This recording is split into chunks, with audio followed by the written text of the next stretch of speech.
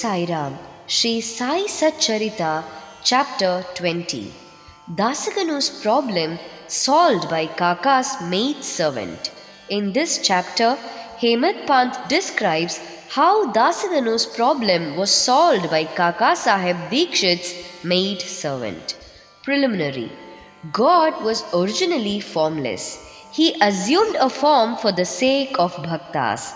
With the help of Maya, he played the part of an actor in the big drama of the universe. Let us remember and visualize Shri Sai. Let us go to Shirdi and see carefully the program after the noon Aarti. After the Aarti ceremony was over, Sai used to come out of the masjid and standing on its edge distribute Udi to the devotees with very kind, gracious and loving looks. The bhaktas also got up with equal fervor, clasped his feet and had the bliss of Udi. Baba passed handfuls of Udi into the palms of the devotees and marked their foreheads with Udi with his own hands. The love he bore for them in his heart was boundless. Then he addressed the bhaktas.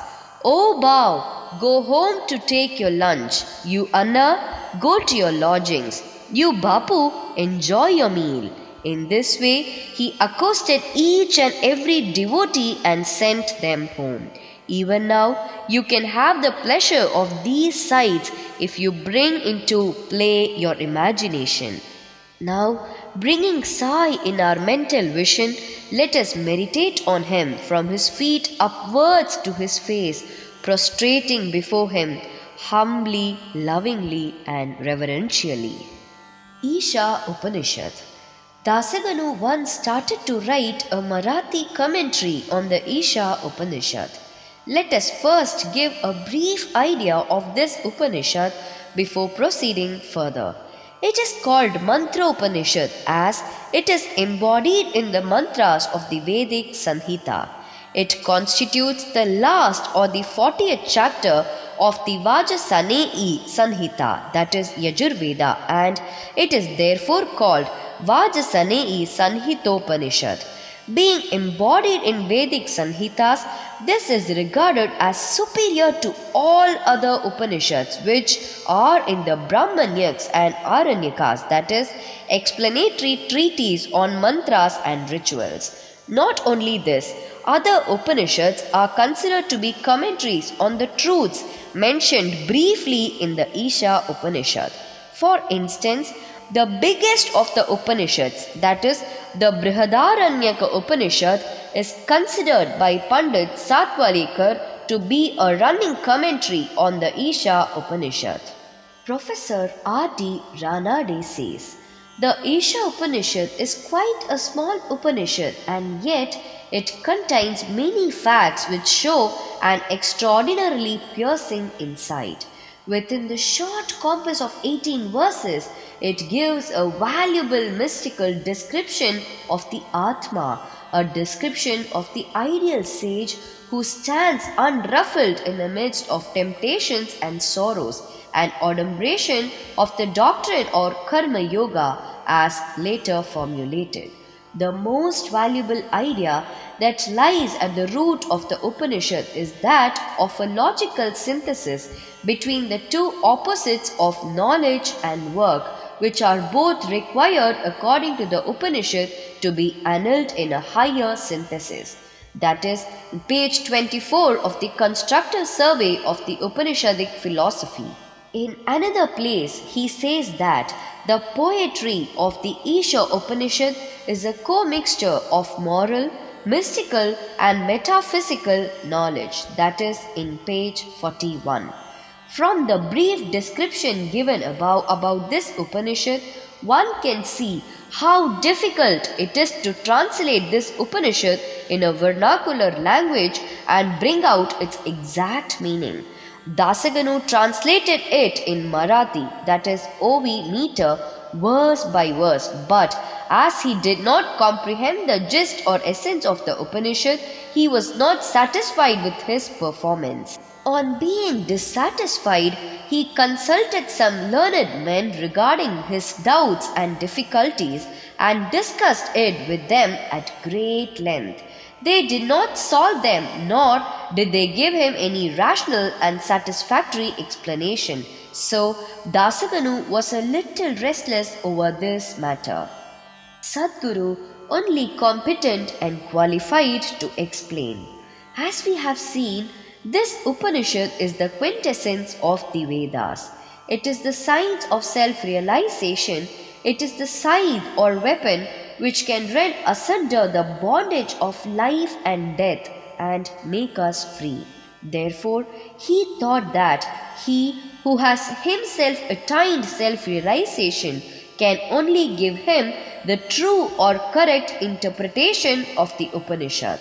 When nobody could satisfy Dasaganu, he resolved to consult Sai Baba about this. When he got an opportunity to go to Shirdi, he saw Sai Baba, prostrated himself before him and mentioned his difficulties about the Isha Upanishad and requested him to give the correct solution. Sai Baba blessed him and said, "You need not be anxious. There is no difficulty about the matter. The maid servant of Kaka, that is, Kaka Saheb Dikshit, will solve your doubts at Vile Parle on your way home."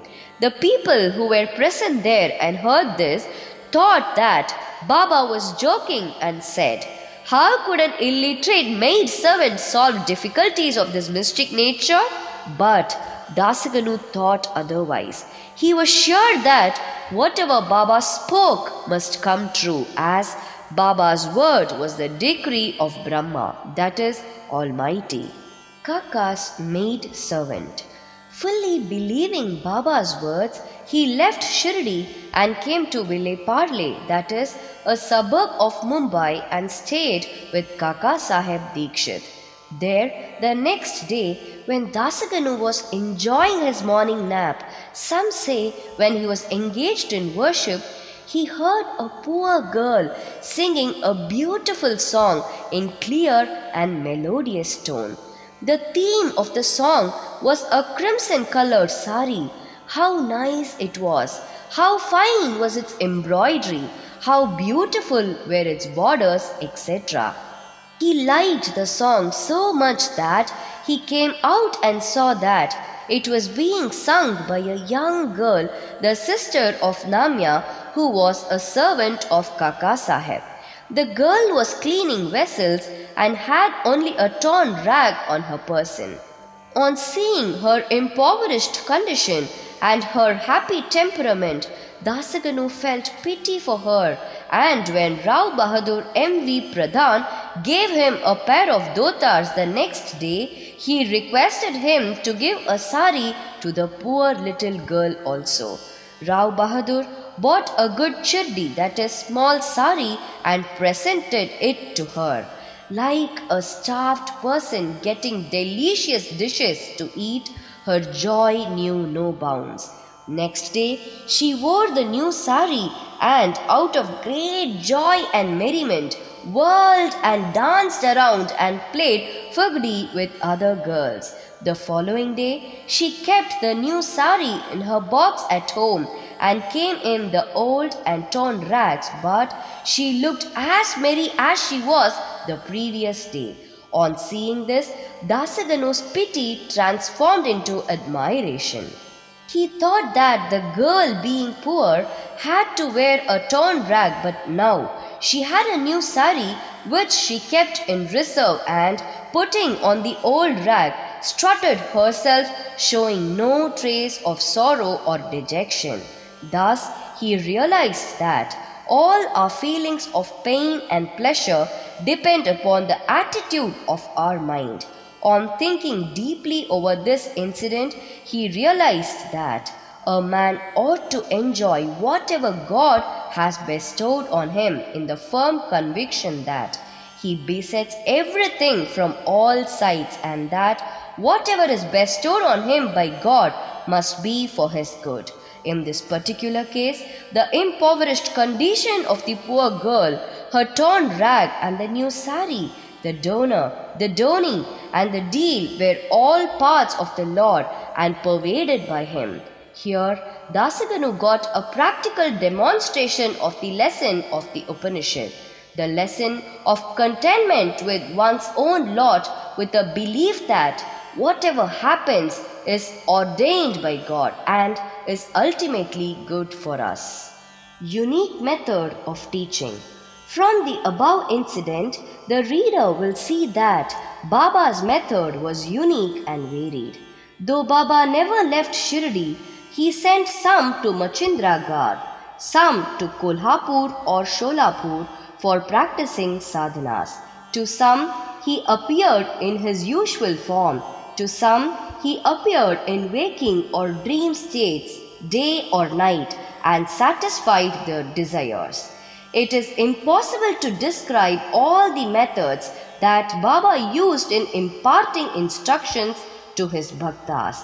In this particular case, he sent Dasaganu to Vileparle, where he got his problem solved through the maid servant. To those who say that it was not necessary to send away Dasaganu and that Baba could have personally taught him, we say that Baba followed the right or best course, or how else could Dasaganu learn a great lesson that the poor maid servant and her sari were pervaded by the Lord. Now we close the chapter with another beautiful extract about this Upanishad. The ethics of the Isha. One of the main features of the Isha Upanishad is the ethical advice it offers, and it is interesting to note that the ethics of the Upanishad are definitely based upon the metaphysical position given in it. The very opening words of the Upanishad tells us that God pervades everything. As a corollary, from this metaphysical position, the ethical advice it offers is that a man ought to enjoy whatever God bestows on him in the firm belief that, as he pervades everything, whatever is bestowed on him by God must be good. It follows naturally that the Upanishad forbids us from coveting another man's property. In fact, we are fittingly taught here a lesson of contentment with one's own lot in the belief that whatever happens is divinely ordained and hence it is good for us. Another moral advice is that man must spend his lifetime always in doing action, specifically the karmas enjoined in the Shastras, with resignation to his will. Inactivity, according to this Upanishad, would be the canker of the soul. It is only when a man spends his lifetime in doing actions in this manner that he can hope to attain the ideal of Naishkarmya. Finally, the text goes on to say that a man who sees all beings in the self and sees the self as existing in all beings, in fact, for whom all beings and everything that exists have become the self. How can such a man suffer infatuation? What ground would such a man have for grief? Loathfulness, infatuation, and grief verily proceed from our not being able to see the Atma in all things. But a man who realizes the oneness of all things, for whom everything has become the self, must ipso facto cease to be affected by the common foibles of humanity. Refer page 169 and 170 of the Creative Period by Mrs. Dabholkar and Ranade. Bow to Shri Sai. Peace be to all. Om Sai Ram.